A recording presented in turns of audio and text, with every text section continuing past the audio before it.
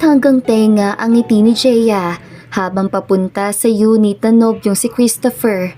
Masaya siya dahil pinayagan siya ng boss niya mag-leave kahit 1 linggo lang. Plano niyang bumawi sa nobyo dahil pakiramdam niya nagtatampo pa ito sa kanya. Ilang buwan na din kasi silang hindi nakikita dahil sa importanteng project ng dalaga.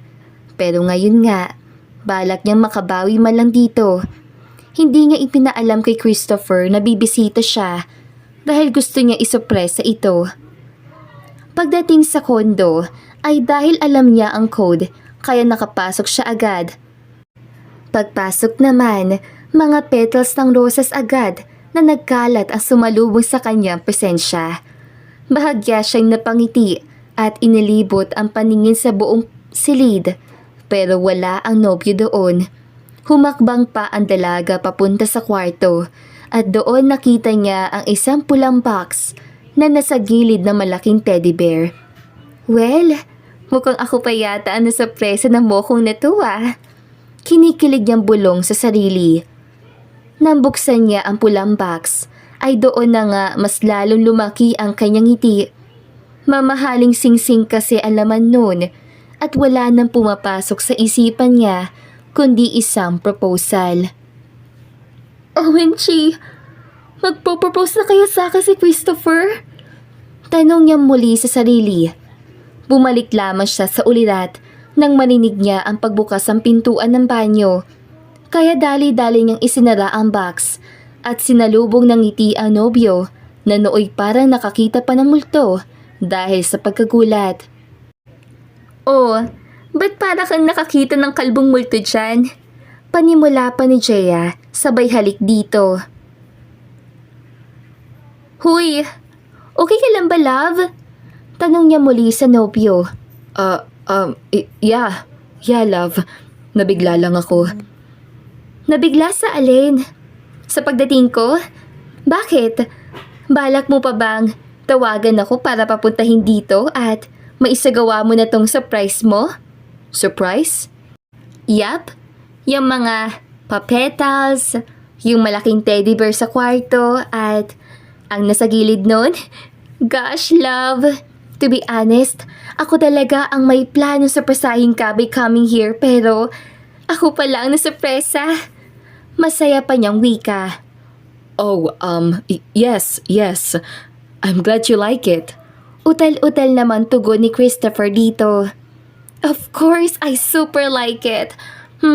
So, since nawala na excitement dito at nabuking ko na ang plano mo, pwede mo nang isuot sa akin ang singsing?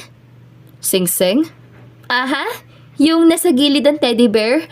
Oh, come on, love. I saw it na. Don't hide it. Tila natauhan naman ang binata at napalunok pa bago nagtungo sa kwarto at kinuha ang singsing. Huwag mo na akong tanungin dahil yes ang magiging sagot ko. I will marry you, love. Hindi na umimik pa si Christopher at isinuot lang ang singsing sa daliri ng nobya. Ngunit ganoon na nga ang pangungunot na noo ni Jeya na hindi magkasya sa kanya ang singsing. Bakit hindi kasya? Para sa akin naman to, diba, love? Yeah. Para saan pa nga ba? I'm sorry. Namali yata ako ng pili or baka namali lang ang tansya ko. I'm sorry, love. Sayang naman. Ang ganda pa naman ng singsing. Pero, pwede naman siguro yung papalitan, diba? Don't bother, love. Ako nang bahala dito. Okay, sabi mo eh. Pero honestly, gusto ko rin mag-apologize. That's why I'm here. Nag-leave nga ako sa office ang 1 week para makabawi sa'yo. Ang dami ko ng pagkukulang sa'yo, love. That's okay. Hindi ko naman masyadong inaalala yun. Huwag ka na mag-leave. I'm fine. Silly you. Nakapag-file na nga ako at pumayag na si boss. Kaya nga, hindi na natuloy pa ng dalaga ang balak sanang sabihin nang marinig nila ang pagtunog ng code mula sa labas. Ano yun, love? Natanong agad ni Jeya kay Christopher. Don't mind it. Hide. At baka magnanakaw yan. Ako nang bahalang humarap. Magnanakaw? Alam ang code mo? Tawagan ko na ba ang mga pulis? Love, no. Just hide. Yun na sana ang gagawin ni Jaya, pero hindi na natuloy dahil rinig na rinig niya mula sa silid ang tinig ng isang babae. Sa kuryosidad ay dali-dali naman siyang lumabas at doon hindi nga siya nagkakamali. Babae ang panauhin at mukhang kilala pa ng kanyang nobyo. Who are you? Love? Sino siya? Untag niya sa dalawa. Jaya, I told you to hide. What the hell? Hide? From what? From her? Sino nga siya? Excuse me? Ikaw ang sino? Dahil ako? Ako lang naman ang girlfriend ni Christopher. How about you? Taas kilay pang saad ng babae. Girlfriend? Paano kanya magiging girlfriend? Ako nga ang girlfriend niya. Nakikita mo to? Sabay kuha sa singsing sa kanyang bag. I just said yes. Klaro na ba sa'yo? Love, ano ba to? Baling niya sa nobyo. You just said yes? Bakit hindi mo suot-suot ang singsing? Hindi ba kasya? Kasi I bet para sa akin yan Sabi pa muli ng babae. Para sa'yo? Paano naman magiging sa'yo to Ako nga ang girlfriend. Christopher, palayasin mo nga tong babaeng to. Kung ayaw mong tuluyan ako mawala sa mood now. Leave now. Leave now, Jaya.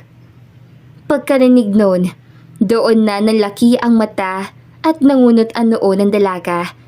Kita niya pa ang mapang-asar ng ngiti ng babae habang nakatingin sa kanya, habang ang nobyong si Christopher ay nakayuko lang. What? Tama ba ang dinig ko? Ako ang pinapaalis mo instead na siya? Just, please go. Christopher, ano ba? Don't tell me. Totoo ang sinasabi ng babaeng to. I'm sick and tired of you, Jaya. Simula noong nawala ka ng oras sa akin, iniisip ko na wala nang tayo. Kaya ang babaeng kaharap mo ngayon, siya na ang mahal ko. Walang hiya ka? So itong sorpresa mong to at itong singsing, totoong sa kanya talaga to? Magpo-propose ka na sa babaeng to kahit hindi mo pa siya 1 taong nakakasama? Nawalan lang ako ng oras sa'yo. Maghahanap ka na ng iba? Ang kitid ng utak mo, Christopher. Makitid na kung makitid. You did this, Jaya. Oras mo lang ang gusto ko, pero hindi mo pa maibigay. Leave now. Alangan namang 24/7 tayo maglumpungan. Di wala tayong makakain kapag ganon. Ano bang iniisip mo, Christopher? Tanga ka ba o sadyang bobo ka lang? At ikaw babae ka? Pangiti-ngiti ka pa ngayon? I guarantee you, sa umpisa lang masayang lahat. At itong singsing? Ayan, lanmunin mo na at isaksak mo sa baga mo. Magsama kayo. Galit na wika ni Jaya at padabog ng lumabas ng unit. Parang dinurog ng pinong-pino ang puso ni Jaya ng mga sandaling iyon. Pero ang hindi niya labis na maintindihan ay walang lumalabas kahit isang patak ng luha mula sa kanyang mga mata. Marahil alam niyang hindi niya deserve ang pasakit na natanggap. Nang tuluyang makalabas sa building, ayakman na sana niyang pupuntahan ang kanyang kotse para makaalis na. Pero parang may mga maliliit na boses sa kaloob-looban niya na nagsasabing gantihan ang nobyo. Kaya naman, dali-dali niyang kinuha ang maliit na cutter sa loob ng kanyang kotse at mabilis na naglakad patungo sa kotse ni Christopher na nakapark doon at sinulatan ang harapan nito gamit ang hawak niyang cutter. Nang medyo masatisfy sa ginawa, ay ngumiti muna si Jaya bago pa bumalik sa kanyang kotse at nagmaneho. Sa kabilang banda naman, nakangiti si Taupe habang nakaharap sa salamin at abalang naghahanda sa pagdating ng kanyang nobya. Ngayon ang kanilang 2nd anibersaryo bilang magnobyo at nobya at handa na siya magpropose dito. Ilang sandali pa Nagring na nga ang kanya cellphone at bahagya pang napangiti nang makitang pangalan ng nobya ang lumitaw sa screen. Hey babe. Yes babe. Bababa na rin ako. Malapit ka na ba? Sa baba mo na lang ako hintayin na. Okay babe, love you. Nakangiti nitong sabi at pinatay na ang linya. Muli niya pang tinignan ang refleksyon sa salamin bago nagpa siyang bumaba na at salubungin ang pinakamamahal niyang babae. Pagbaba ay nakita niya naman agad si Tin kaya niyakap niya ito agad at hinalikan sa labi. Kanina ka pa ba dumating? Panimula niya. Kadarating lang. As always, your timing is always right. Happy anniversary! Happy anniversary babe. Mamaya na ako magdadrama kapag tayo nilang dalawa. For now, may pupuntahan na muna tayo. Di mo pa rin ba sasabihin sa akin kung saan tayo pupunta? Surprise nga eh. Hindi ka na maso-surprise kung sasabihin ko, right? Let's go.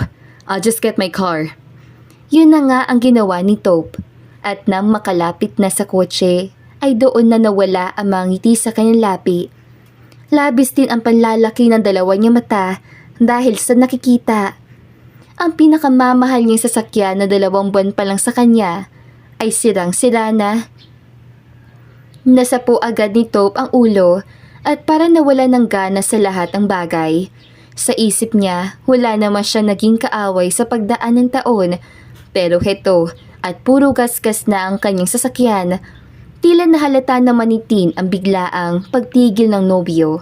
Kaya lumapit na rin siya dito at gulat na gulat. Oh my gosh, babe! What happened? Darn. Who the hell did this? Galit na sambit ni Taupe. Cheater? Deserve to ng isang cheater na kagaya mo? Pagbasa ni Tin sa nakasulat doon. What? What did you just say, babe? Look, isa siyang sulat. I mean, isang sentence. What the? Sinong cheater? Ako? Jeez, kapag nalaman ko kung sino ang may gawa nito, magbabayad siya. Nagpalinga-linga agad si Taupe sa paligid at nakumpirma niyang may CCTV doon kaya agaran niyang pinuntahan ang surveillance room upang tignan kung ano ang nangyari kanina sa hindi pa siya nakabababa ng unit. Doon agad nag-init ang buong katawan ni Taupe, lalong-lalo na ang kanyang kamao na makitang isang babae ang may gawa nun. What is she doing? Ano bang atraso ko sa kanya? Natanong niya pa. Baka naman, may atraso ka nga sa kanya. Si Tin na ang nagsalita na nooy nakataas na ang kilay at nakapamewang pa. What? I don't even know her, babe. So, ano gusto mong sabihin? Na sinadya niyang gaskasin ng kotse mo kahit walang rason? Look at her. Dismayang-dismaya ang mukha niya. I know na alam niyang pwede siya makasuhan for doing that. Pero ginawa niya pa rin. What do you think is her reason, huh? Taupe? Hey. So what are you trying to say? Na totoo ang sinulat niya sa kotse ko? Naniniwala ka dun? Yup, it's possible. Ano? Babe naman. Hindi ako cheater. Ikaw lang ang babaeng mahal ko. Yan din ang line sa mga cheater para hindi sila mabuko. You know what, Taupe? Let's cool down na muna. Wait, nakikipag-cool off ka ba? Hindi ba obvious? God, Tin. Mas naniniwala ka pa sa babaeng baliw na yan kaysa sa akin? Ang totoo, hindi ko alam kung sino ang paniniwalaan sa inyong dalawa. I have to go. At umalis na. Babe! Hey, kuya, please provide me the clear copy of the girl's face. Babalik ako dito. Bali niya sa nagbabantay tsaka hinabol na ang nobya. Ngunit hindi na nakinig pa si Tin at tuluyan na nakipag-cool off kay Taupe. Mas lalo patuloy nagalit ang binata at persigidong hanapin ang babae na nakita niya sa CCTV. Nagdaan pa ang mga araw at malungkot pa rin si Jaya dahil sa nangyaring hiwalay nila ni Christopher. Mas lalo naman siyang nasaktan dahil hindi na nag-explain ang binata. Ni kausapin man lang siya ay hindi na din ito ginawa. Hindi ba talaga ako kamahal-mahal? Bakit halos lahat ng taong mahal ko ay nawawala sa akin? May mali ba talaga sa akin? Nasabi niya na lang habang nakatingin sa kisame ng kanyang silid. Maya-maya pa ay bumalik naman siya agad sa wisyo nang marinig ang sunod-sunod na pagtunog ng doorbell. Napaira pa siya sa kanyang mata at padabog na tumayo. Nabuksan niya naman ang pinto ay isang gwapong binata ang naroon. Yes? Panimula pa niya. So it's you. It's really you, Jeya Di Maranan, right? Yap? Paano mo nalaman ang pangalan ko? Kasi may krimen kang kailangang panagutan. Krimen? Excuse me? Wala akong ginawa at wala akong sinaktan. Wala physically, pero emotionally, meron. Halika, lumabas ka dyan. Hey! Ano ba? Sino ka ba ha? Tsaka, teritoryo ko to no? Ano bang kailangan mo? Nakikita mo ba ang kotseng yan? May mga gasgas lang naman yan at sinulatan mo pa. What's your motive for doing that, ha? Sinulatan? Yup. Now come out on your nest and see it for yourself. Kinakabahan na si Jaina ng mga sandaling iyon. Unti-unti kasing bumabalik sa memorya niya ang ginawa niya sa isang kotse na akala niya pag-aari ni Christopher. Nang makita niya ang kotse ni Top, ay doon na niya natup-top ang bibig. Oh my! Mali pala ako ng pinaglabasan ng galit. What? Anong pinaglabasan ng galit? Doon na ikiniwento ni Jeya ang lahat sa binata, dahilan upang mas lalong mag-init ang ulo ni Top. Kung walang CCTV doon, paano ko nalang malalaman kung sino nga ba ang may gawa nito? Alam mo bang hindi kami in good terms ang girlfriend ko ngayon nang dahil sa ginawa mo? I'm sorry, hindi ko naman kasi alam na sa'yo pala yun. Akala ko kay Christopher. Well, mali ka ng kotseng sinira.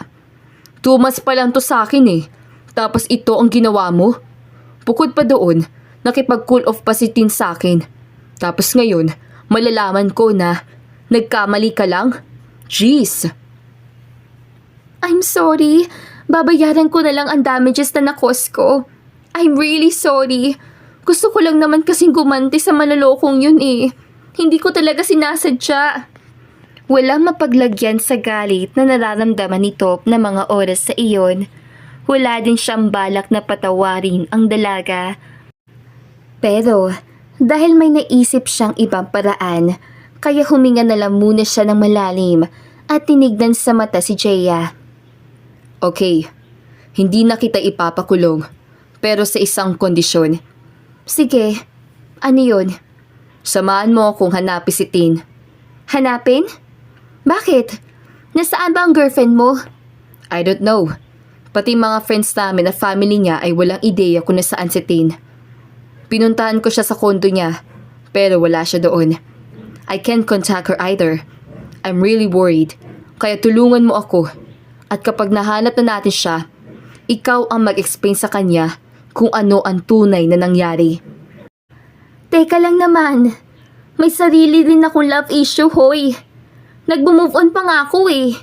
Tapos, gusto mong tulungan kitang ma-fix ang relationship niyo ng girlfriend mo? Kasi kasalanan mo kung bakit niya ako kinukool off. You are to be blamed.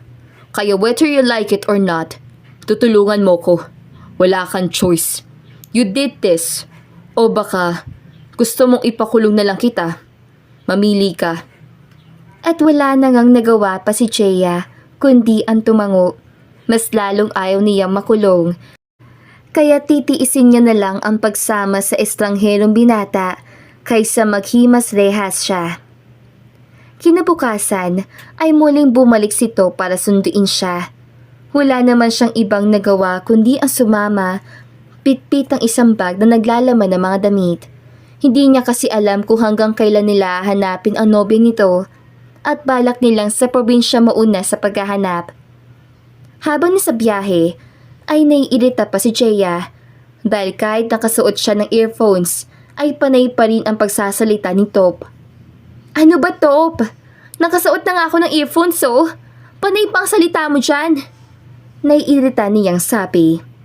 Para lang ipaalala ko sa'yo, nandito ka ngayon para tulungan ako at hindi para mag-road trip. Tanggalin mo nga yung earphones mo. Ay, nakakainis. Kasalanan tong lahat ni Christopher eh. Ay, Huwag mo nga banggitin ang pangalan ng ex mo. Niloko ka na nga, panay pa rin ang banggit mo sa kanya. Yan ba ang way mo para makamove on? wala na yun sa'yo. Buhay ko to. Mag-focus ka na nga lang dyan sa girlfriend mo. Nangingialam ka pa eh. Umiling-iling na lang si Top at hindi na nagsalita. Ilang oras din silang bumiyahe at tuluyan na ring natulog si Chea. Naiinis si Top sa dalaga pero hindi niya maintindihan kung bakit tila hindi niya mapigilan ang sarili na hindi mapasulyap dito. Bukod kasi sa maganda ito, simple lang din ang dalaga. At wala pang kolorete sa muka, bagay na siyang kabaligtaran naman kay Tin na parang hindi yata mabubuhay kapag walang make-up. Inihinto naman ni Top ang sasakyan sa may malapit na karenderya at agad ginising si Chea para sila'y makakain na muna bago magpatuloy sa biyahe. Pagkatapos kumain ay gumayak na silang muli at pagdating sa terminal ay nagkanya-kanya na sila ng tanong sa mga taong naroon kung kilala ba nila si Tin. Ngunit bigo ang dalawa dahil walang nakakakilala sa litratong pinapakita nila. Sure ka bang dito lumaki si Tin? Tanong niya agad kay Top. Yeah, I'm sure. Nabanggit niya sa akin to eh. Hindi ko lang alam kung nasaan exactly. Baka wala siya dito, Top. Gumagabi na rin. Chea, I won't give up. Andun na ako eh. Magpo-propose na sana ako eh. Nangyari pa talaga to. Psh, baligtad pala tayo eh. Ikaw, magpo-propose na sana. Ako naman, nag-assume na ako ang luluhuran. Hindi pala. Tawa niya pa. Well, it's very unexpected talaga. So ano, pagod ka na ba? Hindi lang pagod. Gutom na rin. Anong oras na oh? Malapit na mag-6. Ang sakit na ng puwet ko ah. Ilang oras ba naman tayong bumiyahe? Tas ngayon, babalik na tayo ulit. At sino may sabi sa'yo na babalik tayo? Tsaka na tayo babalik kapag na-confirm na natin na wala si Tin dito. Isa pa, di ba sinabi ko sa'yo na magdala ka ng maraming damit? Nagdala naman ako ah. Pero teka, saan tayo magsastay? Hay, sige. Kumain na muna tayo at maghanap ng hotel na mapag-stayan. Hoy, sinasabi ko sa iyo ah. Bawal tayo magtabi. Conservative ako. Excuse me? Ayaw ko rin namang katabi ka eh. Choosy din ako. Ay, ang epal ah. Bulong na laman ni Chea dahil medyo naiinis na din siya sa binata. Pumunta sila sa nag-iisang hotel sa lugar na iyon. Hindi masyadong kalakihan pero pwede nang pagstayan ng ilang araw. Pero tila ba minalas ang dalawa dahil ang gusto sana nila na tigi-isa sila ng room ay hindi na maibigay ng mga staff dahil isang room na lang ang available. Kasagsagan ng bakasyon din kasi iyon, kaya naman maraming mga bisita ang naroon. Eh di, sa ibang hotel na lang tayo pumunta, nasabi pa ni Chea. I'm sorry ma'am, pero nag-iisa lang po ang hotel namin dito. Kukunin niyo na po ba ang room? Pwede ba mag-add-on ng isa pang kama? Si Top naman ang nagsalita. I'm really sorry sir, pero hindi na po kami makapag-add-on tonight. Isang kama lang po talaga. Ilang minuto ding nag-isip si Top bago muli magsalita. Okay miss, kukunin na namin. Wika nito na siyang ikinalaki ng mata ni Chea. Okay sir, pirma lang po kayo dito and wait for 10 minutes. We'll prepare your room. Yun naman agad ang ginawa ni Top at agarang umupo para maghintay ng kumpirmasyon galing sa staff. Hoy Top, nababaliw ka na ba? Bakit ka pumayag? I don't have a choice. Kesa naman sa kotse tayo humiga, right? Ayoko sumakit ang katawan ko. Eh anong mangyayari? Magtatabi tayo sa isang kama? Of course not. May sofa naman siguro doon. Ay, ang gentleman naman. Sa sofa ka pa talaga matutulog ko. Kunwaring kilig-kiligan pa ni Chea. Ano? At sino may sabi sa'yo na ako ang matutulog sa sofa? Ikaw ang matutulog doon. Ano? Top naman! Ikaw ang may atraso sa akin, kaya bahala ka sa buhay mo. Minamalas pa nga yata ako habang kasama kita eh. Magsasalita pa sana ang dalaga pero hindi niya na nagawa dahil dumating na muli ang staff at sinabing pwede na silang pumunta sa room nila. Nauna nang naglakad si Taupe na padabog naman sinundan ng dalaga. Ngunit ganoon na nga ang gulat nila nang makitang walang sofa doon. Sobrang liit din ng kama at yun lang ang naroon. May maliit na banyo at maliit na TV din. Hotel ba to? What on earth is this place? Maktol agad ni Taupe. See, I told you. Sa ano ngayon? Sa sahig ako matutulog. Tumabi ka na sa akin. Don't worry. At hindi ako magkaka-interest sa iyo. I'm loyal to Tin. Kaya huwag ka mag-assume. Ang defensive mo As if namang gustong gusto ko ring makatabi ka no? Ikaw tong assuming eh. Feeler pa. Pasikretong napangiti si Taupe sa naging sagot ni Chea sa kanya. Simula kasi noong magkita silang dalawa ay wala na sigurong segundo na hindi sila nagbabangayan. Parehas na silang nakahiga sa kama at unay sinakop ng kadiliman ang binata. Medyo late namang natulog si Chea dahil nanood pa siya ng palabas. Hanggang sa hindi na nga niya namalayan na nakatulog na din siya. Kinabukasan, nagising si Chea at napasigaw pa sa gulat nang makita magkayakap na sila ni Taupe at nakatingin pa ito sa kanya. Napairap naman sa kanyang mata ang binata at agaran tumayo. Ang exaggerated na sigaw mo Pinagsasamantalahan mo ba ako, Taupe? What? Pinagsasabi mo? Para lang malaman mo, hindi ako nakatulog na maayos kagabi. Dahil ang likot mong matulog. Parang sinakop mo na ang buong kama na para bang ikaw talaga ang nagbayad Excuse me? Hindi ako malikot matulog, no? Bakit? Alam mo ba? Ang sakit-sakit ka ng katawan ko eh. Pati balls ko, natadyakan mo din. Kapag ako, hindi na makagawa ng anak, yari ka talaga sa akin. Eh bakit yakap-yakap mo ko? Anong ako? Ikaw kayang yumakap sa akin. Di na nga lang ako kumilos eh. Dahil baka magising ka. Nakakahiya naman kung kulang ang tulog mo, diba? Sige na, mag-ayos ka na dyan at nagugutom na ako. Pinal na wika nito, tsaka lumabas ng silid. Naligo naman agad si Chea at nag-ayos bago sumunod kay Taupe sa baba.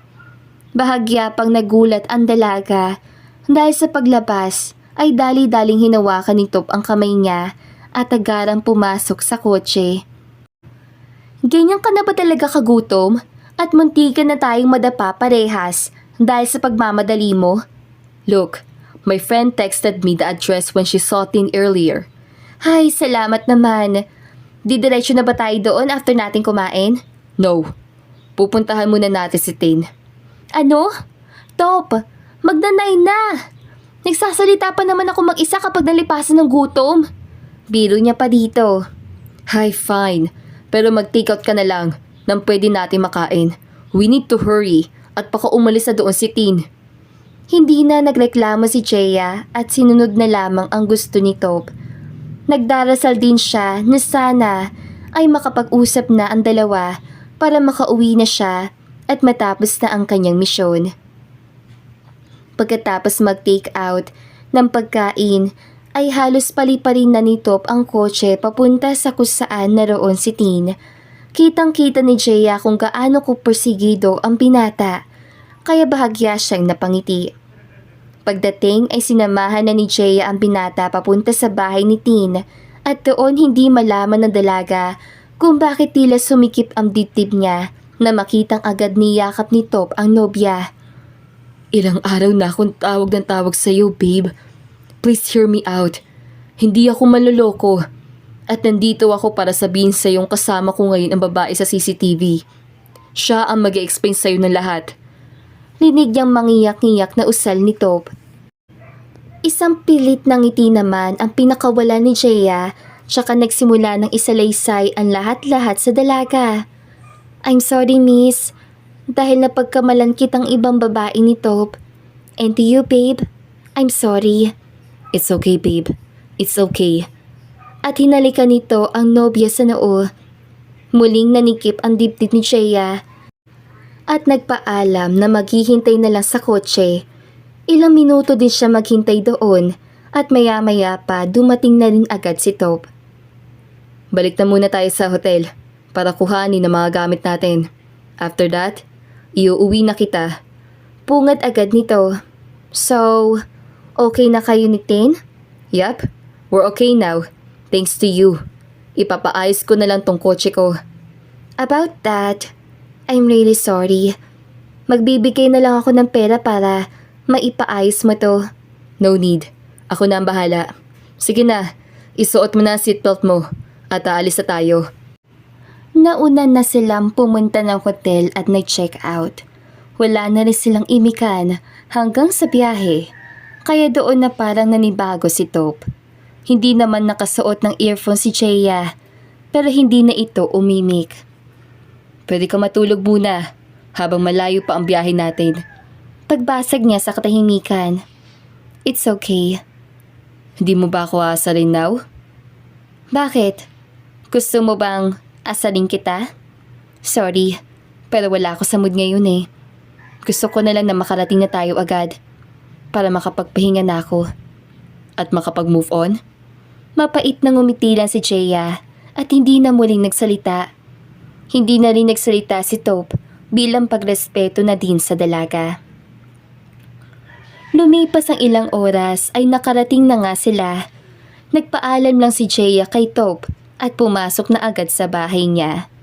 Nang marinig niya ang pag-alis ng kotse ng binata, ay doon na bumagsak ang kanyang mga luha. Naiirita siya dito, pero hindi niya alam kung bakit nagsaselos siya. Hindi niya tuloy alam kung normal pa ba ang nararamdaman niya o abnormal na. Ngunit kahit ganoon pa man, nagpatuloy pa rin sa kanyang buhay si Jeya at pinilit na rin kinakalimutan si Christopher, lalong-lalo na si Top na ilang araw niya lang nakasama. Hanggang sa lumipas nga ang isang buwan, ay masasabi ng dalaga na unti-unti nang bumabalik sa normal ang kanyang buhay. Nakangiti na rin siyang gumigising lalo na ng umagang iyon para salubungin ang ganda na sinag ng araw.